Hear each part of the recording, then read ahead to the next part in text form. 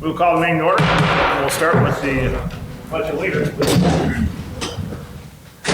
I pledge allegiance to the flag of the United States of America and to the republic for which it stands, one nation, under God, indivisible, with liberty and justice for all.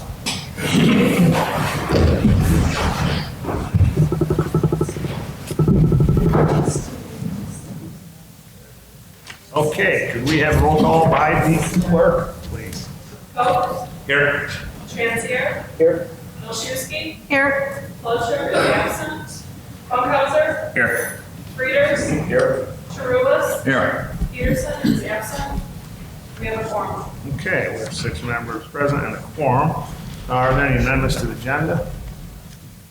Okay, excellent. Couple things before we go through the agenda. First of all, it's nice that we have 6 of us here, and it's very nice that we have Kathy, our attorney, today. I appreciate it. It was very nice to make the trek out here. Presentations. Well, we have a certificate of appreciation to Deb Horace, but she said she's not going to be here, so we'll see if we can reschedule it. She served for, 13 years in a different, so we hope to have her at the next meeting, so we won't have her. Public hearings, we have no public hearings today, none whatsoever. Citizen comments on agenda items. Any citizens would like to speak, please step to the microphone and state your name. Seeing none, we'll move on. Oh, we have no consent agenda once again, thank you.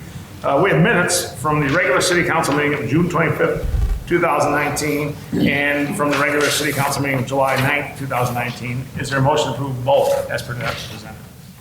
So moved. Second. I heard first by Milszewski and a second by, was it Funkhauser over here?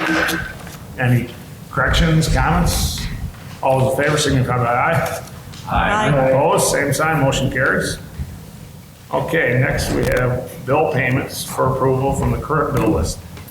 Payments for these amounts: $16,033.88 for FY19 vendors, $1,318,570.93 for FY20 vendors, $333,027.12 for payroll ending 7/12/19, for a grand total of $1,667,631.93. Is there a motion to approve? So moved. There's second.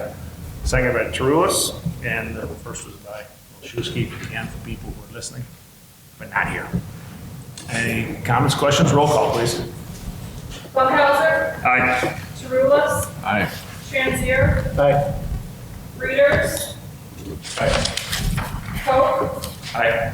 Milszewski. Aye. Motion passes. Excellent, thank you very much. Mayor's report. We have a couple items on the agenda and a couple items just to give you updates on. The first one is appointment to the library board. Is there a motion to approve the appointment of Julie Bridge to the library board to a term ending 2021? So moved. Second. Transier, second by Coe. Any discussion? All in favor, signify by aye. Aye. Opposed, same sign. Motion carries. Okay, and secondly, is there a motion to approve the appointment, the mayor's appointment of Reagan Goins to the Unified Development Ordinance Advisory Committee? So moved. By Lewis, second by Funkhauser. Any discussion on this? Seeing none, all in favor? Aye. Opposed, motion carries. Excellent. Now, the long part of the mayor's report. So a couple items. I can find my notes here. Oh, yes. I was just handed this by Rob. Thank you, Rob. Effective yesterday, well, that would be Monday, July 22nd, Fitch Ratings upgraded the city's general obligation, GO bond rating, 1 notch from AA negative to AA, which is excellent. Excellent. Excellent. It allows us to borrow money for almost free. Rob said it wouldn't be zero, but pretty darn close, right, Rob? Higher than zero, yes. Yeah, higher than zero. Excellent. A couple of things they cited are the city's improved financial resilience. Big portion of that is the general fund balance that's increased. And what are we up to? What was it, Rob? About 43% or something like that? Yes, yes. Wow. Yeah, so that's excellent. You've all come a long way. And listen, I'd love to take credit for that in 2 months, but I really can't. So thank you all. Just not, I can't BS people that much. So, and then the solid revenue growth prospects due to continued population growth. And then we also have expenditure flexibility too. Is there anything else, Rob, that you wanted to touch on at all? Oh, no, this is just our fourth bond upgrade with Fitch over the last 10 years or so. We've actually had 5 with S&P. So with both rating agencies right now, we are AA rated, and we're 2 notches away from AAA, which is the highest ranking. So as we continue to build financial reserves, hopefully over the next fiscal years, we'll get there. Excellent. So thank you all for your great job. That includes the council and the staff and of course the attorney. Of course. And the clerk. So thank you. So it's all teamwork. Okay, that was item number 1. Item number 2 is, I know everyone's here to hear about the old jail. We will not be taking action tonight. Mr. Olson has been working with the proposer and Mr. McKnight, and they've gone back and forth on some things. I think Mr. McKnight's group went through the jail today and yesterday as well. They're getting just doing their due diligence. My goal is, and I hope, Bart, we can still do this, my goal is that we can have the back and forth finished, where we can bring this to EDC, correct? And then to the next city council meeting, so at least half of you will have seen it at the EDC, which might, allow us to clarify some questions, and then bring it to the August 13th meeting. Is that a realistic goal? It is. So, any questions at all? Just- Go right ahead, Mr. Funkhauser. What would be the purpose of taking it to EDC instead of just going straightforward? I know there's a meeting in between our council meetings, but Just Just so one more look. the council can have a chance to digest it, and if there are any questions that maybe it'll save us a little time. I think from my perspective, there was expressed by both proposers, somewhat a bit of urgency back in May and June to just try to move this process as quickly as possible, so they can get in the right way and make any improvements necessary. And my thought is, depending on what discussions come up in the next week, it could end up pushing back another city council meeting, but maybe if we have a committee meeting between, maybe can ferret out some of the questions and we can get those addressed by the August 13th. sounds good. Excellent, thank you. Okay, I have nothing else on that. The next thing is Riverfest was last weekend, for those of you who weren't there. It was 2 weekends ago, right? It wasn't, yeah. Yes, it Yeah, was. it was a week and a half ago, wow. Yes. Okay, time flies, especially when you're having fun. So that was 2 weekends ago, and it was an excellent event. That's an event the chamber puts on, but a lot of it, most of the groundwork is done by Tim and his staff, and they did a great job. The weather was great. The crowds were well behaved, which I liked, and it was even nice after the last show. What was that last band that played? It was a country band. Whiskey Romance on the Saturday, and Backcountry Road was on Friday. Yeah, Saturday. So I spoke to the band members after the last song on Saturday, and I said they did a great job. And the one individual, which I love to hear, because he lived in Naperville, or whatever suburb it wasn't Yorkville, wasn't even Kendall County. But he said, I love coming to the Crusade Burger Barn. This is outstanding. It's just good for us to hear these people who come and get money from us and come back and spend money from us. But it was a great turnout. Everyone was well behaved. So, Tim, thanks for your staff's help. Thank you for being there.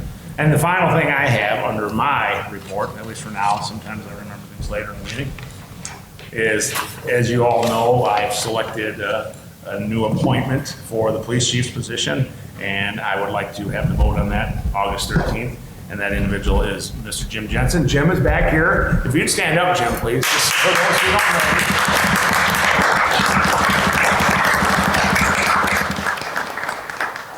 So Jim, if you don't know much about Jim, I'm going to tell you a few things about Jim. Probably a few more I'm going to learn in the next couple weeks. But Jim is a Yorkville native. Grew up here in town. Went to school here. His wife, I don't know if I can say this now, but your wife went to school here. They actually met, I think, in high school. So they've been here their whole lives, never left. His kids went to school here, and they both graduated, right?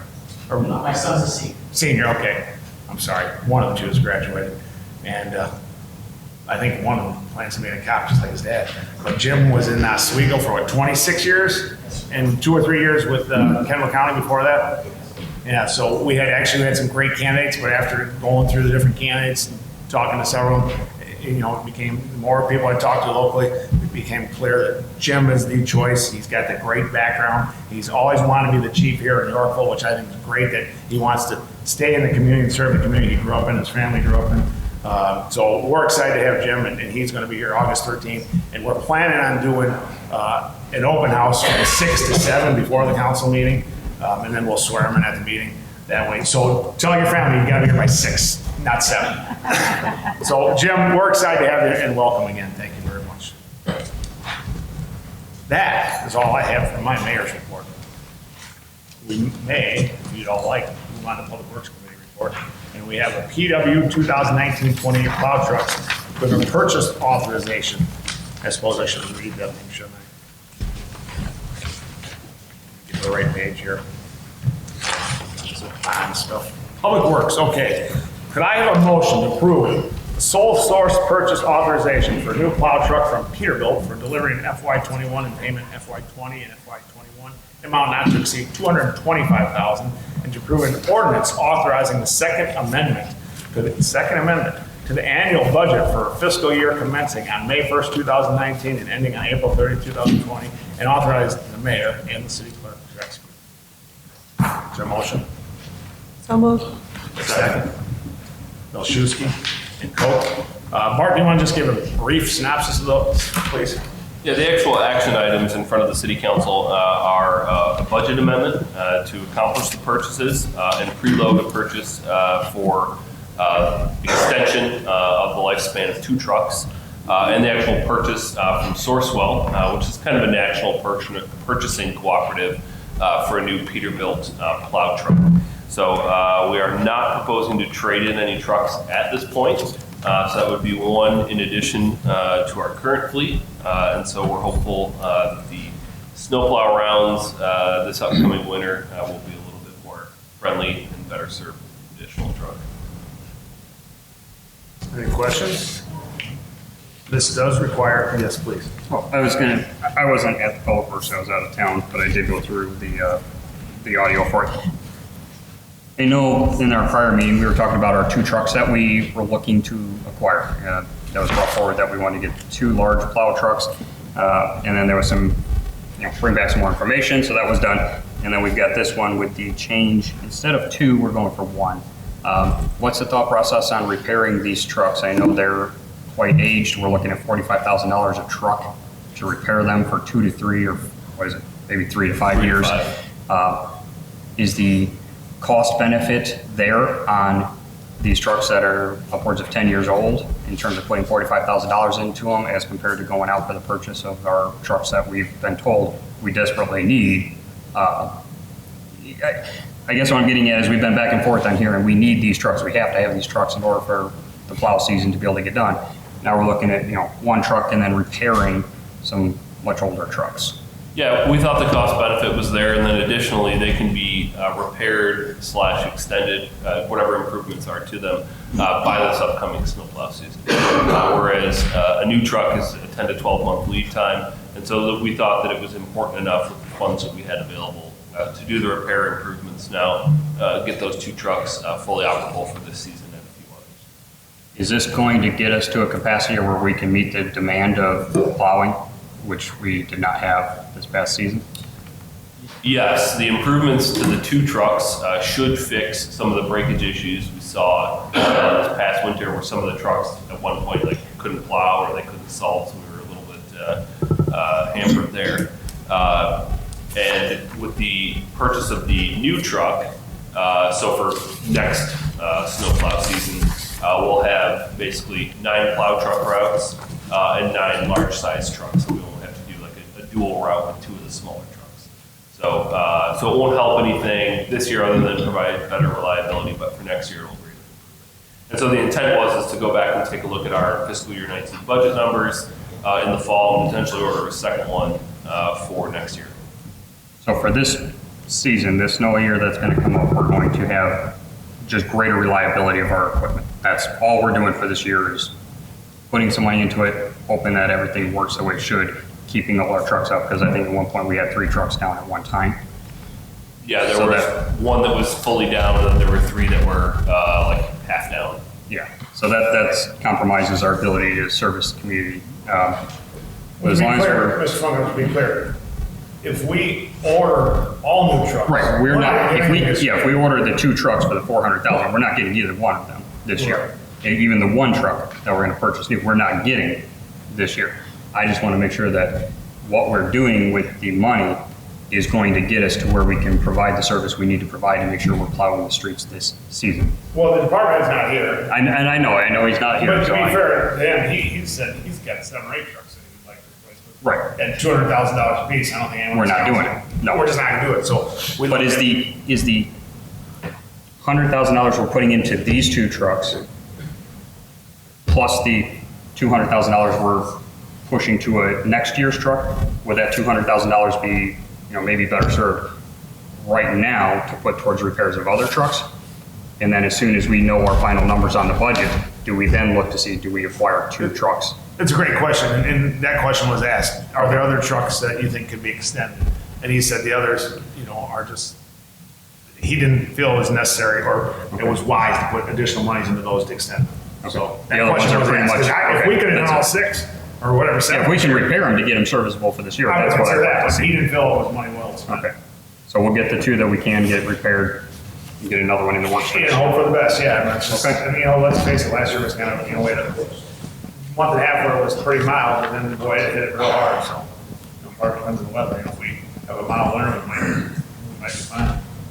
So, let's go. Yeah, the only thing I'd add is I like it that this way it'll be budgeted, come, the new truck will be budgeted in the next budget. It's almost like guaranteed in the budget, so that's kind of what I like about it. Yeah, and part of it will pay this year. Yep. Yeah, with that part. And then, did you mention, you maybe did, I remember when this conversation, depending on how the building starts coming in, the budget, the money comes in for the building fees, we might be able to look at later in the year, addressing another one for next year too. Because again, being a 10 or 12 month lead time, if we address that in, October this year, we'd still have time for the following winter. But we're not committed to that now, but it's something we might consider in the future. Yeah, we know, everyone knows there's a lot of capital needs, the trucks are one, the small trucks are one, there's, cars for parks and rec, and I think you wanted to get like 6 or 8 of those, didn't you, Chris?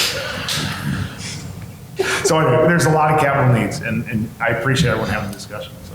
Does that answer your question? That's good. Okay. Thank you. Any others? Roll call, please. Readers. Aye. Coe. Aye. Milczewski. Aye. Bunkhauser. Aye. Chirulis. Aye. Transier. Motion carries. Excellent, thank you. Next are the water department reports for April, May, and June 19. Let's just FYI, do we accept? Yes, we generally do not vote, we just accept them. Okay. They're in there. Yes? Any questions? It's a motion. Oh, yeah. Okay, There is a well, motion. that was a motion by me. Okay. Because they used to be on the consent agenda. Oh, well, I guess we're gonna vote on them. We're voting by, there's a motion and we didn't used to do it. Touche, right? Gotcha. Well, that was a motion by Mrs. Milczewski. Yeah. Was that a second from Mr. Koch? I heard a yes. Okay, now any discussion? Okay, there's motion second. All in favor, signify by aye. Aye. Opposed, motion carries. Excellent, thank you so much. Well, the next one, we're gonna take a motion for that one too. Okay, we have a motion for acceptance of public Yes, improvements. we do. So I would accept the motion to accept the public improvements of water main and sidewalk and describe the bill of sale for ownership and maintenance by the city and authorize the release of existing security upon receipt of maintenance guarantee in the amount of $3,778, subject to verification that the developer has no outstanding debt owed to the city for this project and subject to receipt of signed bill of sale. Is there a motion? So moved. By Milczewski. Second by, who was that, Bunkhauser? Oh, it's Cirulis, I'm sorry. Any comments or questions on this one? We need a roll call on this? Yes. Roll call, please.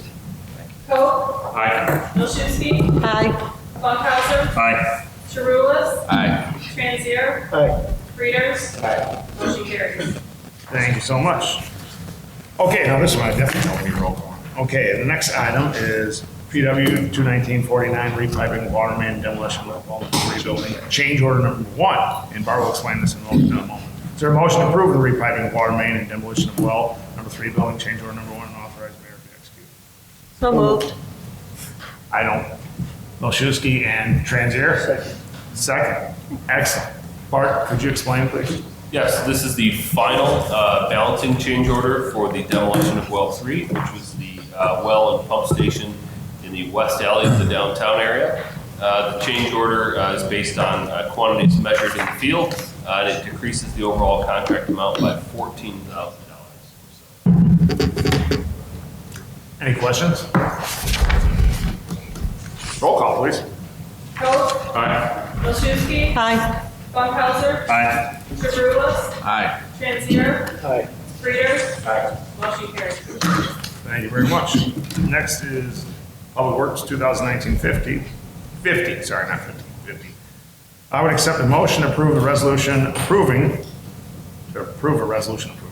an intergovernmental agreement between Kendall County and the city relating to the asphalt surfacing of Mill Road and authorize the mayor and city clerk to execute. So moved. Bilshuski. Second, was that Funkhauser? Okay, man, we are rolling over there. Okay, and just to give you all an update on this, the county approved this IGA last week. They are expecting to have bids open, I believe it was April 9th, that second Friday of the month. Is that the 9th? Whatever that second Friday is. Or April, August 9th. And so we'll know the number on that day. This just approves a IGA, and if the number comes back and we don't like it, we can just tell them we don't want to do it, but this allows us to proceed with this. Any questions at all? We get a roll call, please? Bilshuski. Aye. Funkhauser. Aye. Jerulus. Aye. Transier. Aye. Frieders. Aye. Coe. Motion carries. Thank you very much. Public Safety Committee report. Seaver, you want to do this? Motion to approve an ordinance amending Title III, Chapter 13 of the Code of Ordinances, resale dealers, and authorize the mayor and city clerk to execute. Is there a second? Second. Second by Bilshuski. Did you say anything? Is there any discussion on this? I have a question. Please. Has anyone heard from Target about the proposed amendment since we had our Public Safety Committee meeting? Because I know this was kind of dealing with them taking used electronics and then reselling. Not since the meeting, and I believe their answer prior to the meeting after we had initiated contact with them was that they would make a decision at the time based on the regulations that are in place at the time they choose to. So they couldn't, the consultant who looks at this on Target's behalf couldn't give us a definitive answer. Mr. Cole? Really, Target is the main one that fits this category, right? Everybody else is under it. As far as I know, but it would apply to anybody who takes in more than $1 million in sales and does a trade-in. So that could be, any of the other large box stores in town. Just point of clarification, and I know I've asked this, and I don't remember the answer. Is it more than $1 million total sales or of trade-in sales? Total sales. Okay, so even if they did $100 in trade-in sales? Correct. Okay. Mr. Funkhauser, do you have a question? I do not. You sure you have that look like you want to ask something? This is one I've been very hesitant on. We've added some additional language over the year since this has been discussed. That language does help me be a little more comfortable with this. I am slightly hesitant, but the intent of this, I think, is well intended. Is it better than nothing in your opinion? It is. If we do nothing on this one, we have potential risks that we're trying to mitigate, and that's the whole reason for having the pawnbroker and resale dealers ordinance in place. So while I'm still a little hesitant, the fact that Target hasn't come out, blasting us on this, or any other of the businesses that are out there that would fit this criteria haven't blasted us, I'm not as concerned as I have been before. Okay. Other questions or comments? Do a roll call, please. Funkhauser. Aye. Jerulus. Aye. Transier. Aye. Frieders. Aye. Coe. Aye. Bilshuski. Aye. Motion carries. Thank you. Motion to approve an ordinance amending the Yorkville City Code liquor control, change of general manager fee, and authorize the mayor and city clerk to execute. Someone other than Jay. Does that one make a second? Mr. Gotta get the word involved over here. Okay, any discussion, question on this? Clark or Lisa, whichever one. This just changed it to $100 from what was it, $350? Yeah, In practice, we've always collected $100 for a change in general manager fee when we amended the code last year comprehensively. This got put in there as $350, and so we prefer to just change it back to what we had previously collected. No further questions, comments? Roll call, please. Truist, Aye. Transier, Aye. Readers, Aye. Vogt, Aye. Milczewski, Aye. Funkhauser, Aye. motion carries. Thank you. And I must say, we did not have an EDC committee report, that's why I skipped it. I don't know if we wanted to give an Yeah, just EDC. skip over me, that's okay. Pick on me because I second things, that's okay. You're lucky I like you. Well, I think that's running out real quickly here. I have no EDC report. Thank you. And I see there's no admin committee report. Right? Yeah, we'll skip that one. Oh, awesome. Park board, anything from the park board? No report. Excellent. Planning and zoning commission, we have several items here. Who wants to do this? It's all yours. Guess it's It's all mine yours. tonight. Okay. Planning and zoning committee, 2019-15 and EDC 2019-52 ordinance approving the rezoning of R1 single-family suburban residence district of the property located at the southwest and southeast corner of the intersection of East Van Emmon Street and Benjamin Street. Actually, I should say property is located. Is there a motion to approve? So moved. Is there a second? Second. Mr. Funkhauser, you're all so excited to be here. Okay, this is the property on Van Emmon that goes up into, I forget, what is that new subdivision that's abandoned essentially? Kendallwood. Kendallwood Estates, a new abandoned subdivision, as if we've not seen those before. But the two parcels on the corner adjoining the subdivision, they were zoned business and they want to go back to residential. That's all this is. And it's obviously, it's consistent with the rest of the subdivision because the rest of the subdivision is R1 as well, is that correct? Yeah. Correct. Excellent. So, any questions on that? In fact, Wow. R2, the other, Kendallwood Estates is R2. Oh, it's R2, thank you, okay. Thanks for that clarification. Anything? Mr. Frieders, any questions? Okay.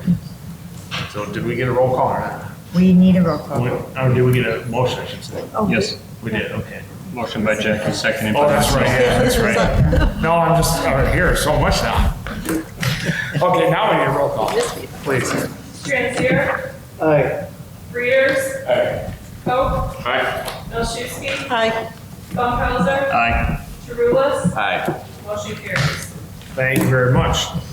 Could I get a motion to approve PZC 2019-17, EDC 2019-53, and ordinance approving the rezoning of the R2 single-family traditional residence district and the granting of variances for the property located at 701 North Bridge Street? So moved. Mr. Transier, is there a second? Second. Mr. Koch? Thank you. And this is the property that is just north or south of the one we own on 47? North, that backs up to the Public Works building. And, Bart, help me out, what else do I need to know about this? Christie, I'm sorry, Christie. No problem. So this property initially was a residential property, then it was rezoned to a commercial property, and now they are seeking to rezone it back for residential to use specifically and exclusively as residential. So they requested a rezoning from its B1 to an R2, and then they are seeking a couple of variances to make it consistent with the R2 district. So there will be no physical changes to the building. They're just seeking a minimum lot size reduction, front yard setback reduction, and lot coverage increase. I have a question. Please, Mr. Transier. Is it the same owner from the time it was changed originally, and then they want to change back? Because it was a business for a while, is it correct? Correct, it was a business. A law office in there, is that the right building? I believe so. All right, and now she just wants to convert it back to a,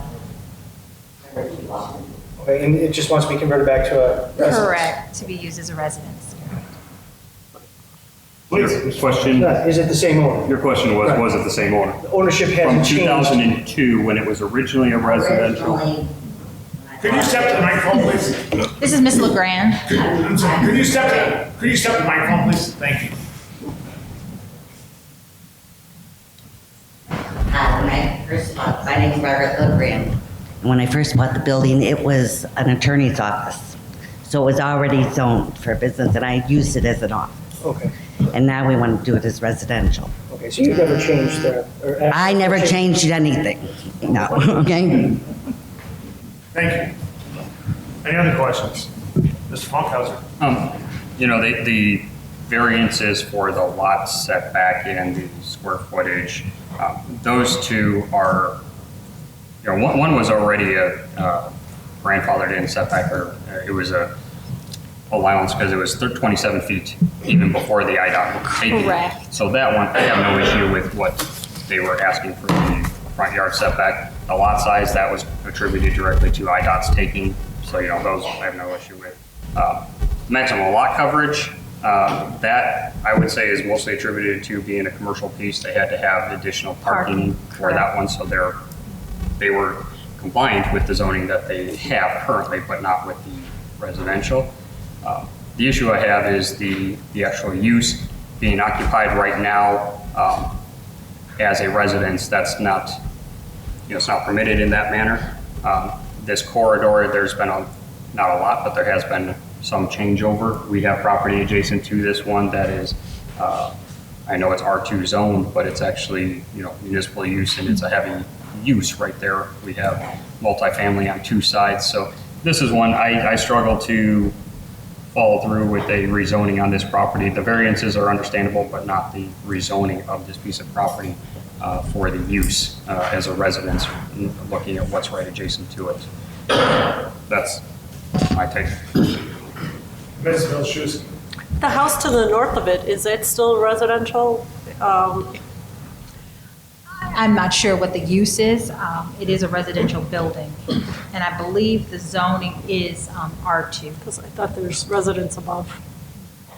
So there are some residences there along that corridor still. Some, yeah. Any other questions? One thing, since petitioner is here, you are aware that we have the property just to the south, and there could be an entrance for trucks and something one day along there. Here. I haven't gone through it. I was driving over there today, I didn't drive through it. So, as long as you're aware of that, that could be an entrance. You know, I'd hate to have somebody come back 5 years from now and say, we didn't know there were gonna be trucks in and out there at 4 in the morning. Okay, perfect. Any other questions or comments? Thank you for that. Do you have any other questions? Okay. Oh, that's fine. Just want to make sure. Okay, we'll do a roll call, please. Readers. Aye. Coe. Aye. Milszewski. Hi. Funkhauser. Nay. Charulis. Aye. Transier. Motion carries. Thank you very much. And the last one under PZC is PZC 2019-18 and EDC 2019-58 ordinance amending section 10.3.5B location and section 10.3.5B-C time of construction regarding accessory buildings and structures of the Yorkville zoning ordinance and section 10.3.3A contiguous parcels to permit accessory buildings and structures to be built onto contiguous lots under single ownership. Is there a motion? Make a motion. Mr. Koch, thank you. Anyone have a second? Second. Mr. Transier, thank you very much. I will let Christie explain this one because she'll be much more eloquent than I will. Thank you. Thank you.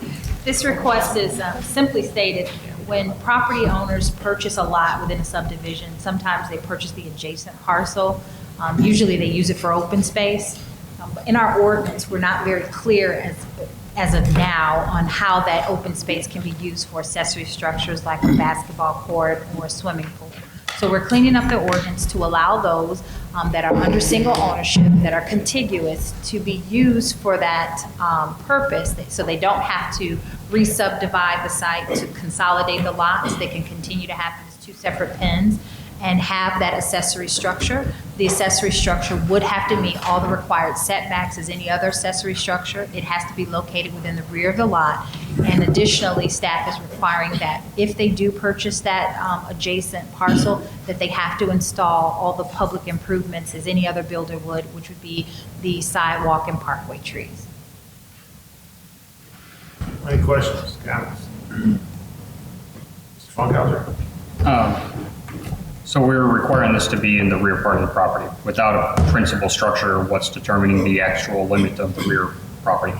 Correct. So what we would do is we would, in a review, assume where a home would be, and then we would adjust the location so that it would fit in the rear. The purpose of that is that if the lot was ever sold to any individual in the future, that a principal structure could be sited on the property without having to do any other variances or adjustments. And the whole intent of an accessory structure is to be accessory to the principal structure. Correct. This creates a caveat that we allow a secondary lot to have no principal structure, period. It's secondary to a adjacent lot. Easiest solution on this is lot consolidation. If you think about this, if somebody does sell the principal structure, they move on, they still retain this property, it's no longer accessory to the intended use. How are we to monitor and make sure that this doesn't become a standalone parcel? Somebody sells their home, moves 2 blocks over, they keep this, they keep the basketball court, and they use it there. How do we monitor and make sure that it's still accessory? So the first part of your question was about this is not being an accessory structure. The ordinance would require that there be a home established and that it's occupied. So it would, in essence, be an accessory structure in all intents and purposes visually, except that on the plat, you would have a dividing line. To address your second part of the question, how would we monitor that? Typically, permits are pulled for the structures that we are identifying as an accessory structure. So you would have a permit pulled for a pool, a fence. The only thing that you would not pull a permit for is a shed that's less than 100 square feet. So we wouldn't know if someone were to come and try to build on the site, that there's a permit existing that this is an accessory structure. We would document this when it comes in. What we're doing internally is documenting where we have instances where we have these sites that are adjoining and contiguous under single ownership. Because we don't require any documentations of transfer of property, the only time we would be aware of this change is if someone were to come in and pull a permit for that property. So we're, in essence, we're creating potentially more work and more headaches down the road after the fact. Once the permit is applied for, that's one thing. But after the fact, property transfers, since we don't have that information, this can potentially become problematic for us. Just a point on the, like the alternative of having them consolidate the lots. We had talked about that, wouldn't require a zoning code amendment or anything, but the Plat Act would allow them to re-subdivide the property and create the lot at a future date without our approval. Correct. Thus, for like $1,500, somebody could create the same issue. Granted, that's a little bit of a hurdle. We didn't feel that that was a steep enough or tall enough hurdle that it would prevent somebody from gaming the system that way and creating the same issue in the future. You know, I'm looking at the list that were put together for who allows this and who doesn't allow this and wonder what caveats. What would be the rationale of not just having this as a variance, as special use? I mean, I know there's a fee to it, but. Sure. There would be a fee, there would be a public hearing process. I don't think either would rise to the occasion for a variance because it is something that's being created by the homeowner, so it would not meet the standards of a variance.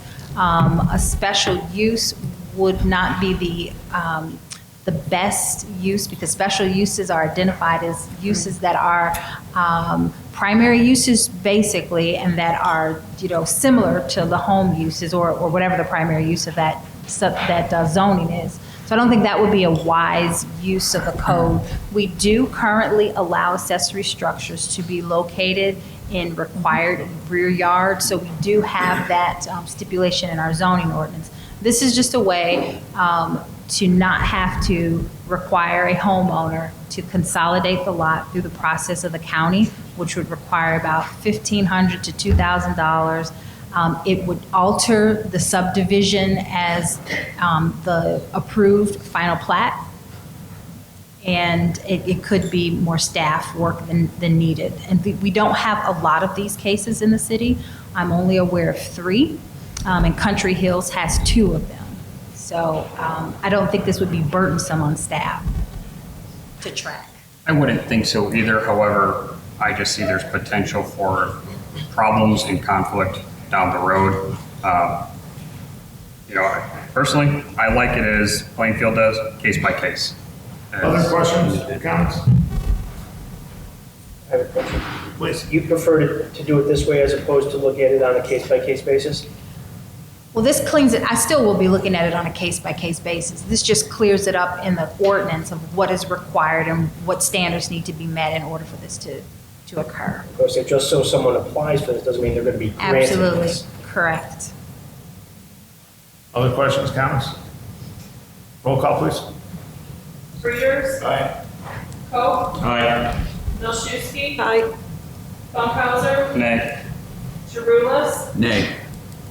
Transier. Aye. That's 4-2, which we more to fire. No, we don't. This is a general zoning amendment. Motion carries. It's a text amendment. Okay. Okay, city council report. Oh, sorry. Thank you for that discussion. Enjoy it, actually. City council report. Do you have anything else you want to add to the old jail discussion? Okay, excellent. City clerk report. Oh, I like it. Community liaison reports. Any? Okay. Staff reports. Any staff reports? No reports. Nobody? Okay. Additional business. We do actually have an executive session too. Citizen comments. All that type of thing. Please state your name for the record. Todd Miller in Yorkville. I'm a graduate of Kansas State. The county in Kansas is Riley County. It's a county about twice the size of Kendall County for land mass. And by population, it's about the same as Kendall County, maybe a little bit less in size of population. The reason I bring that up is that Riley County has a county-wide police department, which is police is not only the county, but also Manhattan, where Kansas State is, and where there's a town that's where Fort Riley is. I forget what the name of that one is. Anyway, and there's another small town. But anyway, the entire county is policed by the county, and the county enforces the municipal ordinances that they're responsible for. So I was going to suggest that Mr. Purcell has a great background with our county. Your new police chief has a great working relationship with, since he served under our current sheriff. So there's some synergies there. You guys are looking to build a police station or thinking about one, and that's going to be a costly endeavor. I was going to suggest maybe, thinking about talking to the county and seeing if there's some possibilities there. I know we have a lot of space over there at the courthouse that isn't being used. That's a secure building. There are some holding cells in that building that, I don't know how much space your police department would need, but there is quite a bit of room over there at the courthouse that's basically not built out, but it's under a roof, it's got heat, it's got plumbing, but some of it hasn't been configured. So I don't know exactly how long it's going to take to fill up that courthouse, but there might be an opportunity there to talk about using some space over there, and maybe shifts could be run at different. I know that since Sheriff Baird's come on, I think they've gone to 12-hour shifts, and so I don't know what your department does, if they do 3 8-hours or whatever, but could be that they could be scheduled where that that 12 hours is offset, so that anyway, I just think there might be some synergies there. Possibly you could have more patrolmen on the streets, and probably a need for maybe less management. I don't know. Anyway, it's just an idea. I think that might have some merit without having to fully build a police station just for Yorkville itself. And we're a small enough county that law enforcement, if Yorkville needs some help, the county comes. If the county needs some help, Yorkville comes. So, they back each other up already right now. So anyway, it's just an idea that I think might lead to some cost savings and possibly using some space that's already built that you, the taxpayers of Yorkville, have already helped pay for. And I'm just suggesting that there is some great working relationships already in place here between the county, your police department, and it's something that might be worth looking into. It's just an idea. Thank you for your comments. Are there other members of the public like to speak? Again, just please state your name for the record. Hi, I'm Lisa Walancevich. I am actually going to talk about something other than the jail. Really? Yeah. I made an observation. I was volunteering to help at the Riverfest, and I have noticed this several times in the past, but it really became apparent during Riverfest. There is a problem on 47, which everyone knows about the traffic situation, but I witnessed a semi running through a red light at a high rate of speed at Van Emmen and 47. There were pedestrians everywhere for the event. Today on my way here, I saw the flash thing, crosswalk that is by the park with the gazebo on 47, and a motorcycle almost hit a woman with a child that was crossing with a bicycle. We really need to, there's a lot of speeding in the downtown, especially going to the south as well. When you go over the bridge, it is posted 30 miles an hour. I never see anyone except for me going 30 miles an hour. Is there a way that we can get more patrol there? Or can we get the flashing signs that letting people know what speed they're going? Can we put maybe some kind of a trap up by the speedway there so the trucks that are coming down here start to slow down because they're going down a hill, but someone's going to get killed. It's only a matter of time. It's not if, it's when. There's a lot of increased traffic. School is about to start, and that scared me when I saw that woman just grab her child and almost get hit on my way here. So I just wanted to put that out there. I've been meaning to say something for a long time, but it's a definite problem and it needs to be looked at. I don't know what you can do. Thank you for your comments. I like your shirt. Thank you. Other citizens here? Or public comment? Citizen comments. Okay, seeing none, we will move on to executive session. I don't know the legal jargon, but we. For purposes of personnel and litigation. Well, that's all. We Yeah. read the cite the ordinance or the statute. Okay, so I would take a motion for executive session for personnel and litigation discussion. And this requires a roll call. Yes. Yes, I start.